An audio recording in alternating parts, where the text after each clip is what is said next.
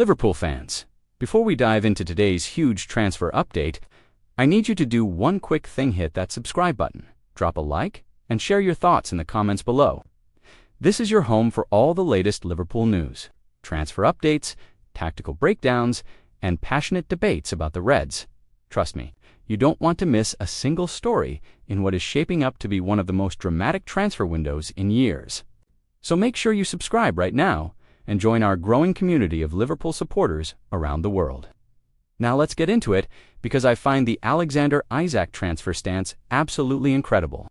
What is being asked of Liverpool in this situation is, quite frankly, ludicrous. A trip to Newcastle United is always one of the toughest tests of the season for Liverpool. The Geordies live and breathe their football.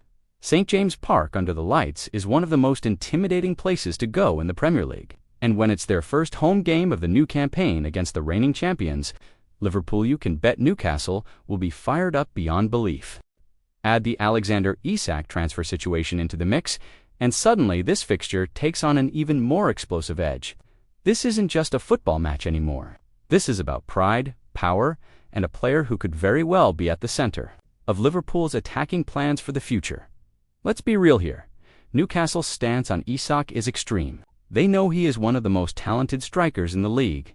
They know big clubs are circling, and they also know how desperate Liverpool are for another elite forward, who can not only score goals, but fit into Arne Slot's evolving system. The latest reports suggest that if Liverpool really want Isak, they may have to convince him to hand in a transfer request, something no player takes lightly, especially not at a club where he is adored.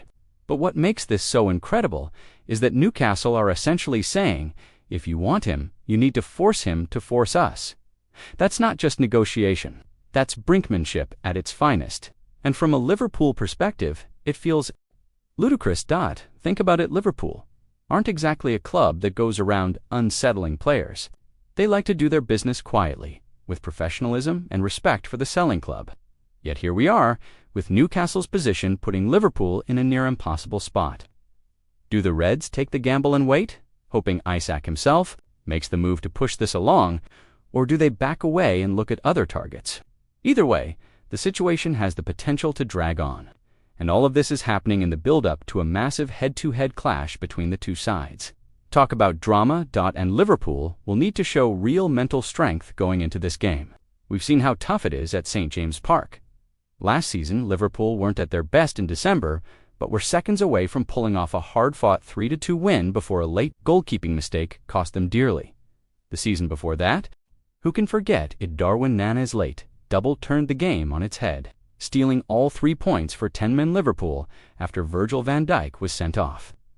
These matches are never straightforward, and Newcastle are always looking to make a statement against the so-called Big Six. This time, though, with Isak at the heart of the headlines, it feels like the stakes are even higher. For Liverpool fans, this match will be about more than just 3 points. It will be about sending a message that the champions are here to stay, that they can walk into one of the toughest away grounds in the country and come out with the result, and that no matter the chaos swirling around transfers and speculation, the players on the pitch are ready to handle business. But there's also no denying that eyes will be glued to Isak. How does he perform? Does he look like a man committed to Newcastle long-term, or does he play like someone with his head already turned by the lure of Anfield? These are the questions fans, pundits, and scouts will be asking come kickoff. And here's the thing. If Isak does end up putting in that transfer request, it changes everything. It would show intent, it would force Newcastle's hand, and it would open the door for Liverpool to test the waters with a proper bid. But the big question is, should Liverpool even be pushed into that corner? Should one of the greatest clubs in football history be forced into waiting for a player to risk his relationship with his current team just to make a move possible? That's why I keep saying the whole stance here is incredible and more than a little ridiculous. So Liverpool fans, I want to hear from you. Do you think the Reds should go all-in for Isak and try to make this happen, no matter how messy it gets? Or should they turn their focus elsewhere and avoid getting dragged into this kind of transfer saga? Drop your thoughts in the comments. I'll be reading every single one, and I want to know what the fan base truly thinks. One thing's for sure, next Monday's clash at St. James Park won't just be about football.